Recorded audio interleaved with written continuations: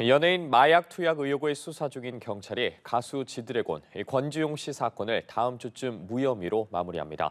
또한 마약 투약 혐의로 수사를 받고 있는 배우 이선균 씨에 대한 3차 소환 조사를 검토 중에 있습니다.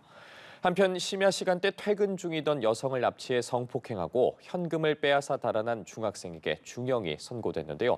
보다 자세한 내용 임주혜 변호사와 함께 살펴보겠습니다. 어서 오십시오. 네, 안녕하세요. 네, 안녕하십니까. 먼저 연예인 마약 사건부터 좀 살펴보도록 하겠습니다. 경찰이 다음 주쯤 이 가수 지드래곤 권지용 씨 사건을 무혐의로 마무리할 것으로 보여요. 관련 내용 먼저 짚어볼까요? 네, 그렇습니다. 다음 주쯤 혐의 없음으로 검찰에 송치할 것이다. 이런 입장 밝혔습니다. 결국 지드래곤 씨 정말 마약 투약 혐의로 요 근래에 정말 떠들썩하게 만들었던 사람인데요. 결국 불송치 결정 계획입니다. 혐의가 없다는 내용이거든요. 마약 혐의를 이로써 모두 벗게 되었습니다.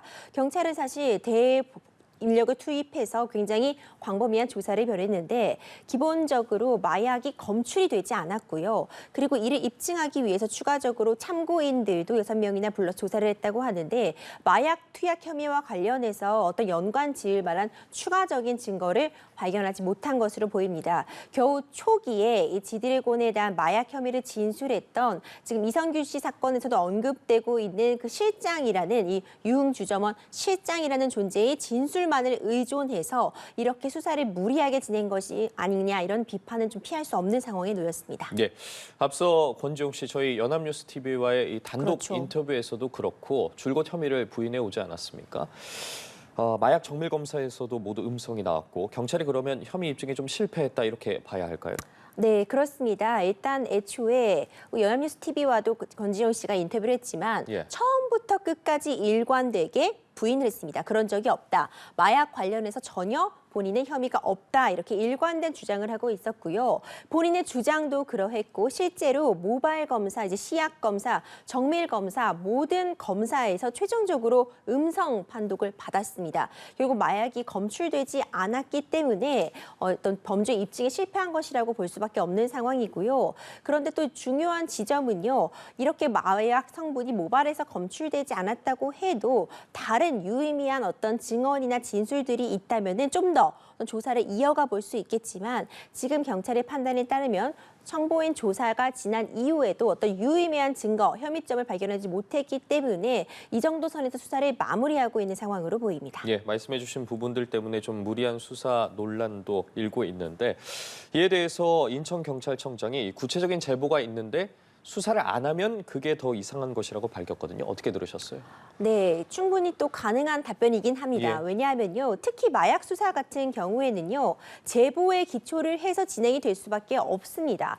마약을 공개적인 장소에서 많은 사람들이 보는 앞에서 그것도 떳떳하게 카드 결제로 구입하는 그런 물질이 아니잖아요. 그렇다 보니까 결국 애초에 어떤 사람의 제보를 통해서 수사가 시작되는 부분은 맞는데요.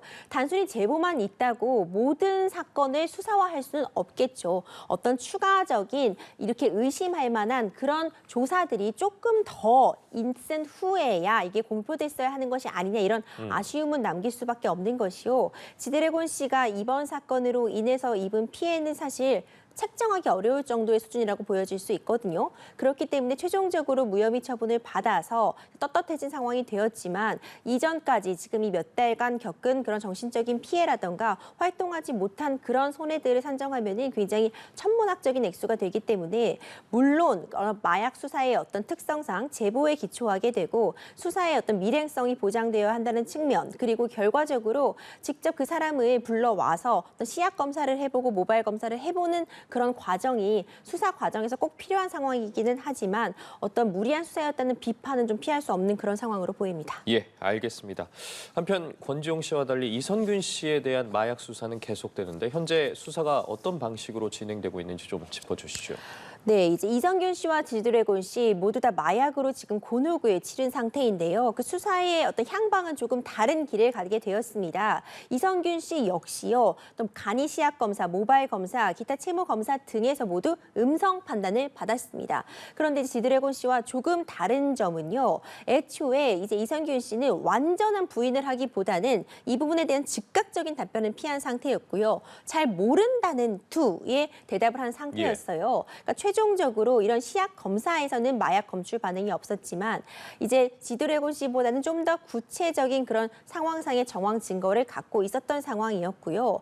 그것보다도 더 중요한 것은 이 사건이 시작되게 된 계기가 이선균 씨의 경우에는 본인이 협박을 받고 있고 이로 인해서 피해를 보고 있다고 공갈 협박으로 먼저 고소를 하면서 진행이 되었습니다. 그 과정에서 이 사건의 어떤 키포인트를 쥐고 있던 핵심적인 진술을 한 그 유흥업소 이 종업원이 실제로 마약 혐의로 구속 기소가 된 상태고요. 지금도 예. 구속된 상태에서 기소가 되어 있고 그 과정에서 이 이선균 씨는 어떤 협박을 당해서 돈을 넘겨준 그런 상황이 확인이 되었기 때문에 지금 두 가지 사건이 같이 진행이 되고 있는 건데요. 하나는 이선균 씨가 피해자로 피해를 봤다고 지금 보여지고 있는 공갈 사건이 하나 있고요. 그 과정에서 구속된 그 유흥업소 여종업원과 함께 마약을 했다는 혐의를 이선균 씨가 이 경우에는 이제 같이 피의자로 받고 있는 상황인데 예. 지금 시약 검사에서는 지금 모두 음성을 받았지만 공갈 혐의에 대한 조사가 진행되고 있기 때문에 추후에 좀 더 유의미한 진술이 나오면 3차 소환까지 조사를 이루어질 수 있다 이런 입장을 경찰에서 밝히고 있습니다. 네, 이선균 씨와 관련해서 지금 두 갈래로 수사가 이루어지고 있는데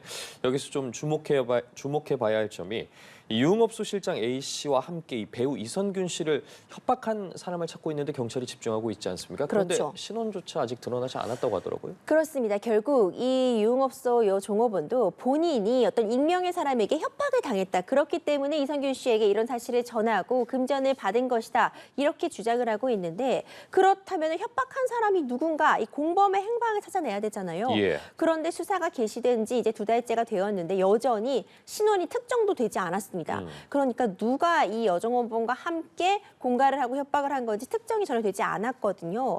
그렇기 때문에 수사가 좀 갈피를 못 잡고 있는 그런 상황이 있고요. 지금 이 사람을 찾지 못했기 때문에 이 공갈 혐의에 대해서 추가적인 어떤 수사가 이루어지지 못하고 있는 그런 지점이 있습니다. 그렇다면 이 협박범 B 씨를 A 씨가 이 가상의 그러니까 유흥업소 실장이죠. 유흥업소 실장이 좀 가상의 인물을 만들어서 허위 진술을 했을 가능성에 대해서는 어떻게 보세요? 네, 그 점도 열어놓고 경찰도 수사를 하고 있다고 합니다. 이렇게까지 특정이 되지 않을 수가 있느냐 이런 얘기가 나오면서요. 이 유흥업소 여 종업원이 이선균 씨를 협박하기 위한 그런 의도로 허위의 진술을 한 거죠. 그러니까 누군가 나를 협박하고 있다, 우리를 협박하고 있다, 우리의 관계를 아는 사람이 우리의 관계를 드러내겠다, 마약한 걸 알고 있다고 하면서 협박하고 있다 이런 식으로 허위 진술, 그러니까 있지도 않은 사람의 존재를 가상으로 만들어서 공갈 협박을 했을 가능성도 충분히 현재까지는 있을 수는 있는 상황으로 보이고요. 경찰도 그 부분 역시도 초점을 맞춰서 조사를 하겠다고 밝힌 상태입니다. 예, 이선균 씨에 대한 수사는 조금 더 상황을 지켜봐야 할 것 네. 같습니다. 자, 다음 소식 짚어보도록 하죠. 자, 충격적인 내용인데 심야에 길을 가던 여성을 학교 운동장으로 끌고 가서 성폭행한 중학생 A군에게 법원이 중형을 선고를 했습니다. 관련 내용부터 좀 짚어볼까요? 정말 있을 수 없는 일이 일어났고요. 어떻게 15세 학생이 이런 일을 벌였을까라는 말들 많이 하시는데 사실 사람이 벌일 수 없는 일이라고 말씀을 드리고 싶습니다. 예. 야간에 일어났습니다. 한 여성, 40대 후반 여성이 이제 밤에 집을 돌아가다가 굉장히 다 아는 그런 동네에서 일어난 일이니까 오토바이를 타고 누가 집까지 태워다 주겠다고 한 겁니다. 근데 이 여성 입장에서는 너무 다 아는 사이이기도 하고 동네 내가 아는 사람인데 내가 지금 잘 못 알아본가 한 것인가 하는 마음에 일단 탑승을 하게 되었는데 예. 초등학교로 끌고 가서 무차별적으로 폭행을 하고요. 성폭행을 하였습니다. 그리고 그것도 모자라 휴대전화, 금품 등을 갈취한 후에는 그 상황을 불법 촬영하기까지 한, 그리고서는요 끝까지 만약 신고를 하면 이 영상을 유포하겠다. 그리고 딸은 몇 살이냐 이런 걸 물어보면서 끝까지 정말 인면수심 엄청난 범죄를 저질렀는데요. 많은 분들이 충격에 빠지신 부분은 이 범행을 저지른 가해자가 중학생 15세 소년이었다는 점입니다. 예, 알겠습니다. 말씀 중에 죄송합니다만 조금 전 들어온 소식이 있어서 속보 먼저 전해드리도록 하겠습니다.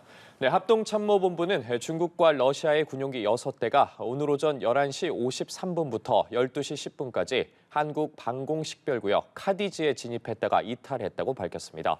합참은 이 과정에서 영공 침범은 없었으며 중국과 러시아의 군용기가 카디지에 진입하기 전부터 식별해서 우발 상황을 대비한 전술 조치를 했다고 밝혔습니다.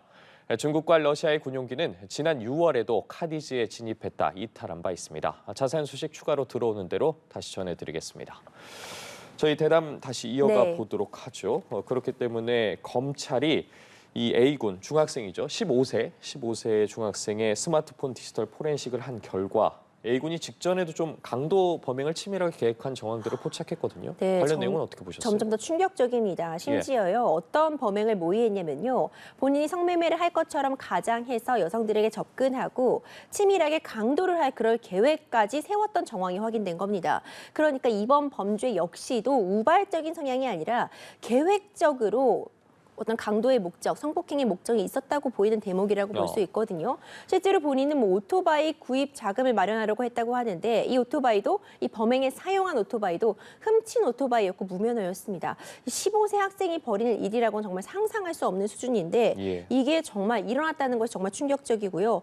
범행 전에 이제 불특정 다수를 대상으로 치밀하게 계획을 세운 사정 때문에 이제 강도 예비 혐의도 추가적으로 적용된 상황입니다. 예, 법원이 이 A군에게 징역 장기 5년과 단기 5년을 선고를 했는데 재판부의 판단 근거도 좀 짚어주시죠. 장기 10년, 단기 5년이 선고가 되었습니다.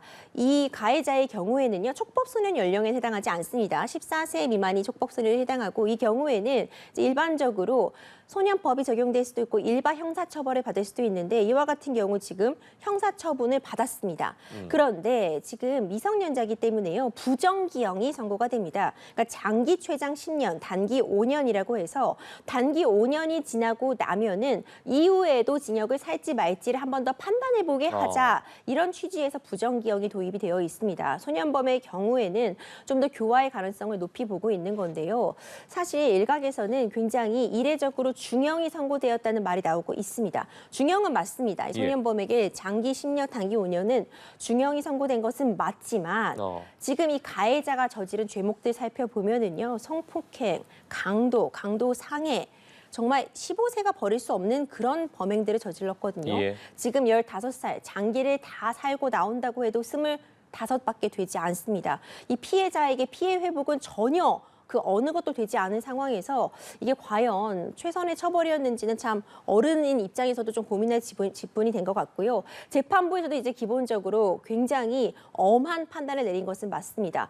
범행의 죄질이 굉장히 나쁘며 반성의 기미도 보이지 않고 그리고 15세가 저질렀다고는 믿을 수 없는 가학적인 범죄라고 굉장히 맹비난한 그런 사정은 있습니다. 예, 알겠습니다. 자, 마지막으로 살펴볼 사건입니다. 영등포의 80대 건물주를 살해하려고 이 부하 직원에게 시킨 이 40대 모텔 주인 A씨가 어제 구속이 됐거든요. 이 내용도 잠깐 짚고 넘어가 보죠. 네, 이 역시도 굉장히 충격적인 사건이었습니다. 80대 건물주가 옥상에서 살해를 당했습니다.